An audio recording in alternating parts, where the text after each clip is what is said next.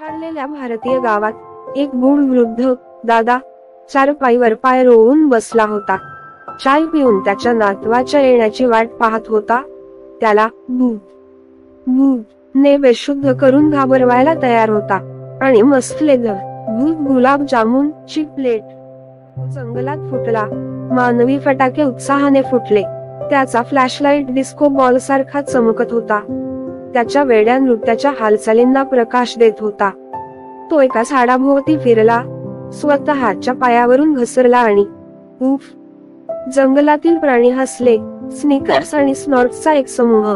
त्याने उडी मारली, एखाद्या कोल्हासारखं हसत, आणि त्याच्या आजोबांच्या झपाटलेल्या घराला डोलवायला तयार भव्य प्रवेशद्वार चालू ठेवला.